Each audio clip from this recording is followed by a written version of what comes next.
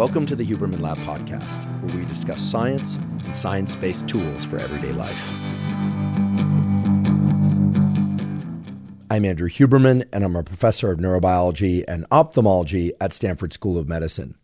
Today is an Ask Me Anything episode, or AMA. This is part of our premium subscriber channel. Our premium subscriber channel was started in order to provide support for this standard Huberman Lab podcast, which comes out every Monday and is available at zero cost to everybody on all standard feeds, YouTube, Apple, Spotify, and elsewhere. We also started the premium channel as a way to generate support for exciting research being done at Stanford and elsewhere, research on human beings that leads to important discoveries that assist mental health, physical health, and performance. I'm also pleased to inform you that for every dollar the Huberman Lab Premium channel generates for research studies, the Tiny Foundation has agreed to match that amount. So now we are able to double the total amount of funding given to studies of mental health, physical health, and human performance. If you'd like to subscribe to the Huberman Lab Podcast Premium channel, please go to hubermanlab.com/premium. It is $10 a month to subscribe, or you can pay $100 all at once to get an entire 12-month subscription for a year. We also have a lifetime subscription model that is a one-time payment. And again, you can find that option at hubermanlab.com/premium. For those of you that are already subscribers to the premium channel, please go to hubermanlab.com/premium and download the premium subscription feed. And for those of you that are not Huberman Lab Podcast Premium subscribers, you can still hear the first 20 minutes of today's episode and determine whether or not becoming a premium subscriber is for you. So without further ado, let's get to answering your questions. The first question is about nature, in particular about the scientifically supported benefits of getting outdoors into nature. The person asks about the role of sunlight, the role of calming sounds, the role of observing wildlife, of observing green colors, and, quote, other stuff. And in fact, I'm glad that they asked about other stuff, because I get the question about the scientifically supported benefits of nature a lot. I often also get the question about grounding. For those of you that aren't familiar with what grounding is a practice of putting your feet on the earth directly with bare feet, oftentimes into soil or on a lawn. And it's a question that I seem to get more and more. In fact, every week for quite a long while now, on social media or elsewhere, somebody asks me about the scientific support for this practice of grounding. So obviously there's a lot of interest in what the scientific research says about getting into nature and putting one's feet on the ground, aka grounding, and so on. Okay, so if I'm going to answer this question, I first have to be very direct with you. There is excellent, meaning dozens, if not hundreds, of quality peer-reviewed studies which support the value of getting sunlight in one's eyes, in particular early in the day, to set their circadian rhythm. This is something that I've talked about extensively on the Huberman Lab podcast and as a guest on other podcasts. It's one of the first and frankly most important items on the Toolkit for Sleep, which is a zero-cost toolkit that you can access by going to hubermanlab.com, going to the menu, going to newsletter. You can see it as a PDF there. You don't have to sign up for the newsletter. You can just access that Toolkit for Sleep, and you'll notice that very close to the top of that list, if not top of that list, is to get sunlight in your eyes early in the day. You don't have to see the sun cross the horizon. If you can, that's great. But if you wake up after the sun has already risen, go outside, face the sun, blink as necessary to protect your eyes, but get some sunlight into your eyes every single day, or as often as you possibly can, especially on overcast days. Okay? That's an absolutely unequivocally science-supported tool that will increase daytime mood, focus, and alertness, and will improve your nighttime sleep. Viewing morning sunlight also has profoundly positive effects on metabolism. Now, those effects on metabolism could be the direct effect of viewing sunlight, or more likely, they are the indirect consequence of getting better sleep at night. So getting sunlight in your eyes early in the day, and ideally in the evening or late afternoon before the sun sets, is a very well-supported protocol that we know is beneficial for numerous aspects of mental health, physical health, and performance. And of course, sunlight and getting sunlight in one's eyes does require that you get outside. You simply will not derive the same benefits from viewing sunlight if you try and do it through a window or windshield, or if you look at a picture of a sun on a screen. Forget it. You are not going to set your circadian rhythm. You are not going to derive all the positive effects of sunlight by trying to get it from screens or from looking at pictures of suns or something of that sort. Now, if you are somebody that for whatever reason, seasonality, where you live on the planet, work schedule, etc., who cannot get sunlight in your eyes early in the day on a consistent basis, well, then you might consider purchasing a so-called SAD lamp, which is for seasonal affective disorder, which is a very bright light that you can look at in the morning for usually about 5 to 10 minutes. People will put it on their counter while they make their morning coffee, eat their breakfast. And that has also been shown to improve mood, focus, and alertness and set one's circadian rhythm, but it is not nearly as effective as getting sunlight in your eyes. Now, why am I talking about this practice that I've already talked about extensively on numerous podcasts before? Well, because the question is about nature, and sunlight is a key feature of our natural environment. But the person is also asking about other features of nature, seeing green colors or blue colors or running streams for that matter. Well, here too, we can ask, what does the scientific data really say about things like going near a waterfall or a running stream or being near an ocean? And actually, this is quite interesting. There is actually a peer-reviewed literature on negative ionization, as it's called, which is a pattern of ionization that's present close to bodies of water and particular types of bodies of water, such as waterfalls, running streams, etc. There's actually a laboratory at Columbia University School of Medicine that has published fairly extensively on the health benefits of negative ionization as it relates to setting circadian rhythm and some other aspects of mental and physical health. I intend to host the head of that laboratory on the Huberman Lab podcast in the not too distant future. For now, we can safely say this.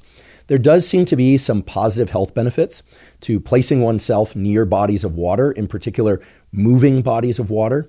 And of course, as is always the case when there's a discovery about how the natural world can impact health, there have been some technologies developed to create negative patterns of ionization within a home environment. But as with viewing sunlight exposure and comparing it to, say, SAD lamps, the negative ionization machines that one can purchase and put in their home environment have been shown in a few studies to produce some positive health benefits, but those positive effects in no way reach the level of positive effects that have been demonstrated in studies where people are actually spending a dedicated period of time outdoors near a moving body of water. So in thinking about nature, natural environments, there's strong evidence for getting sunlight in one's eyes. There is some evidence for being near moving bodies of water, perhaps, again, I really want to highlight perhaps because of negative ionization created by those moving bodies of water. There is far less evidence for sunlight simulators or negative ionization machines used indoors. And then the asker of this question also, quite correctly, asked about things like calming sounds, watching wildlife, green colors, etc. And herein lies a really important point for everyone to digest.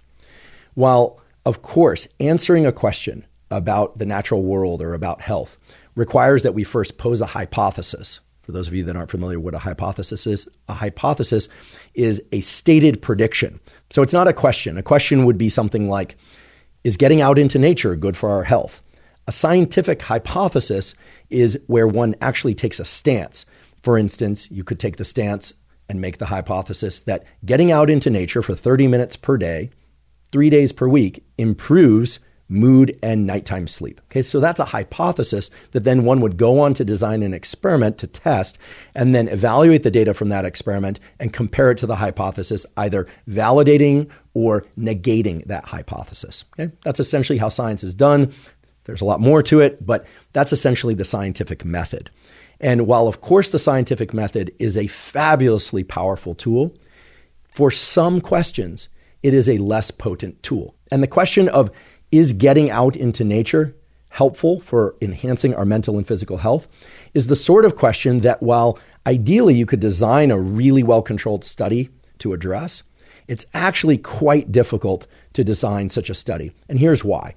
In order to perform a study that's very well controlled, meaning where you can isolate individual variables like sunlight, like the sorts of color contrast that one sees in a natural scene outdoors in a forest or near a river, in order to address whether or not the calming sounds or the presence of squirrels running through your environment are the relevant factors, it becomes incredibly difficult to try and isolate individual variables.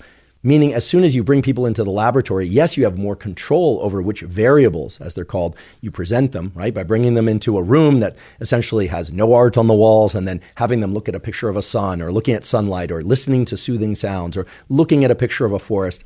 Of course, you're controlling the individual variables.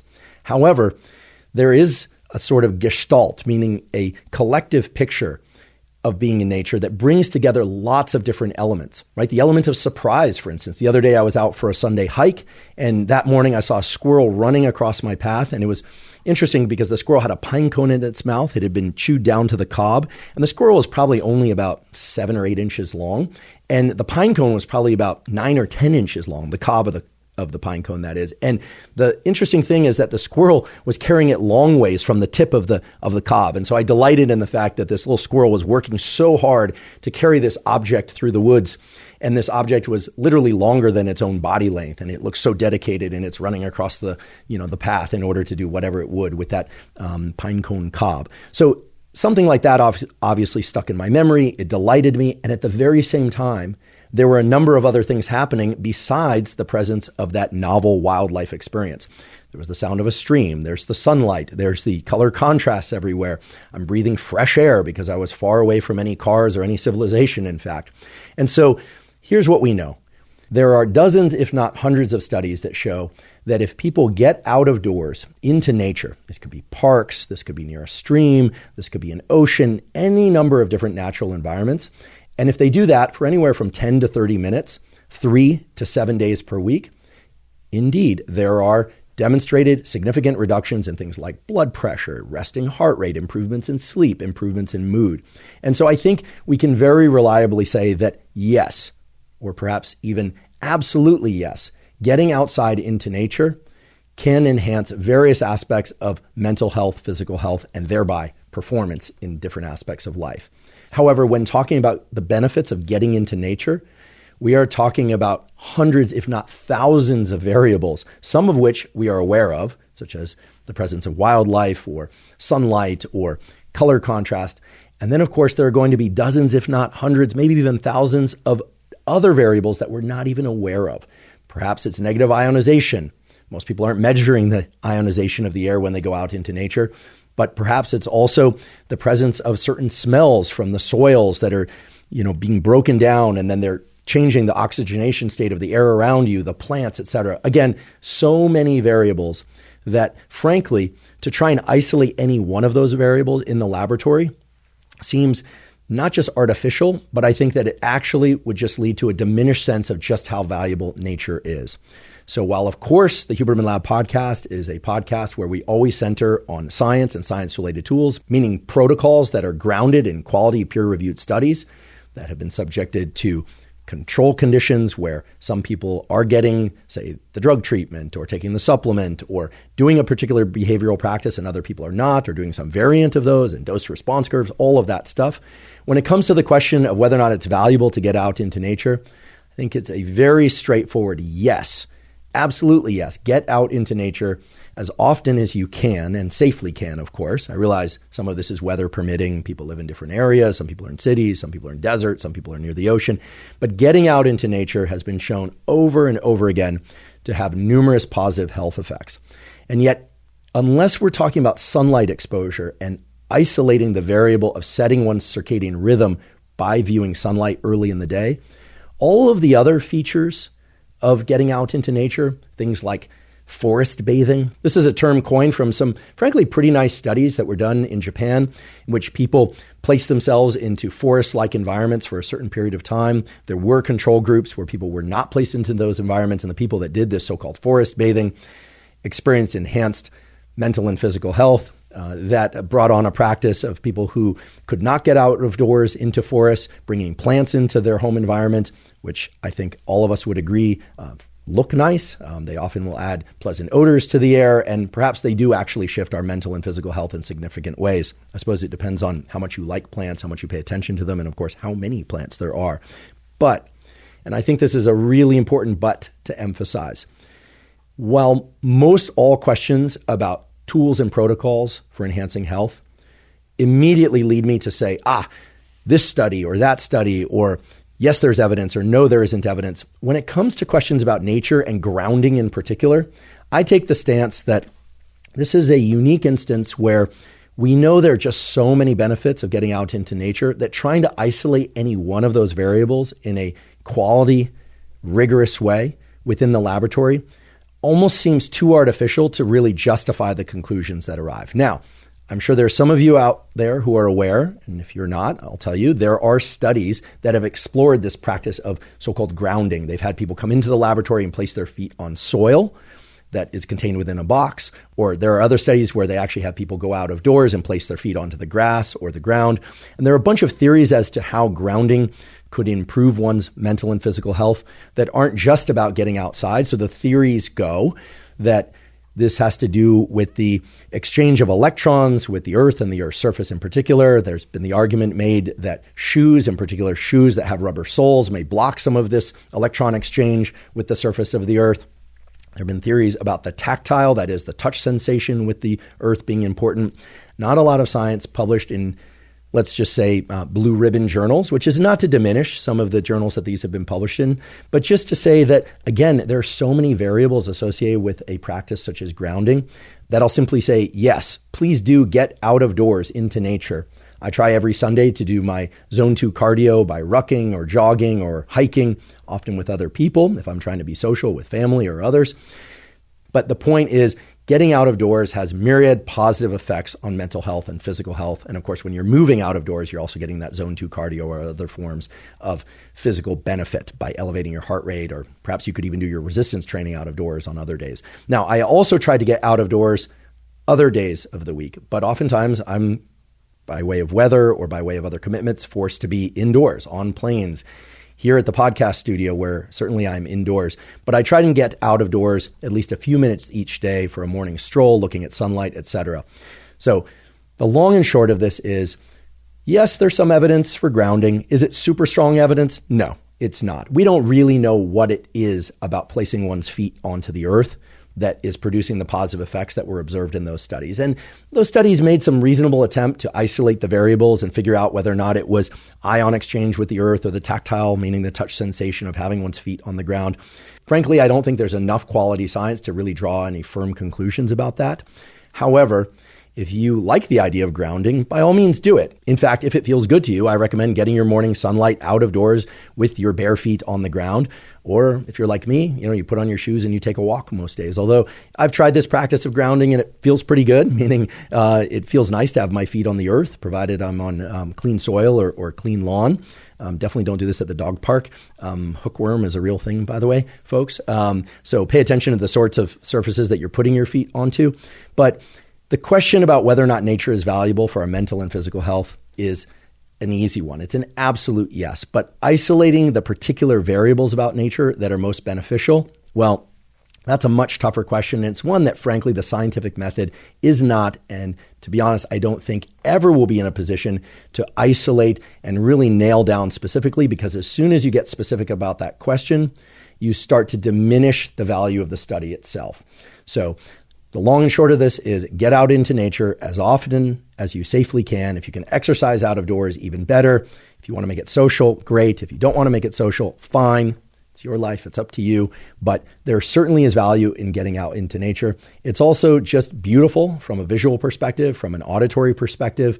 And I myself try and take at least a few trips each year. None of these are particularly expensive trips where I try and get out hiking, camping. The weekly walks in nature are an absolute must for me. If I miss one because of weather conditions or travel, I make it a point to try and get into nature more during the following week or whenever I can. And frankly, I don't have a scientific explanation for why nature is oh so beneficial, except for the sunlight piece and perhaps this grounding piece and the negative ionization piece. And frankly, I don't worry so much about the lack of variable isolating quality peer-reviewed studies that support the benefits of getting out into nature. I simply like getting out into nature and into different natural environments as much as I possibly can, because for whatever reason, imagine those reasons have something to do with serotonin, dopamine, hormones, oxytocin, probably a bunch of different things that are rooted in how our nervous system evolved in natural environments. Well, it just feels really good. Thank you for joining for the beginning of this Ask Me Anything episode.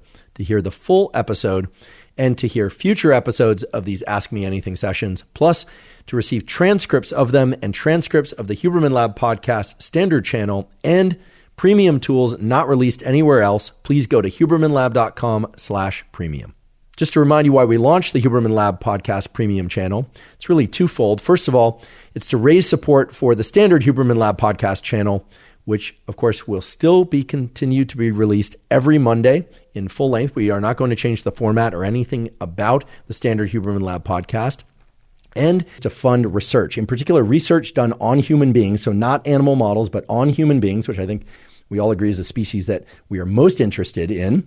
And we are going to specifically fund research that is aimed toward developing further protocols for mental health, physical health, and performance. And those protocols will be distributed through all channels, not just the premium channel, but through all channels, Huberman Lab Podcast and other media channels. So the idea here is to give you information to your burning questions in depth and allow you the opportunity to support the kind of research that provides those kinds of answers in the first place. Now, an especially exciting feature of the premium channel is that the Tiny Foundation has generously offered to do a dollar-for-dollar match on all funds raised for research through the premium channel. So this is a terrific way that they're going to amplify whatever funds come in through the premium channel to further support research for science and science-related tools for mental health, physical health, and performance. If you'd like to sign up for the Huberman Lab Premium channel, again, there's a cost of $10 per month, or you can pay $100 up front for the entire year. That will give you access to all the AMAs. You can ask questions and get answers to your questions, and you'll, of course, get answers to all the questions that other people ask as well. There will also be some premium content, such as transcripts of the AMAs and various transcripts and protocols of Huberman Lab podcast episodes not found elsewhere. And again, you'll be supporting research for mental health, physical health, and performance. You can sign up for the premium channel by going to hubermanlab.com/premium. Again, that's hubermanlab.com/premium. And as always, thank you for your interest in science.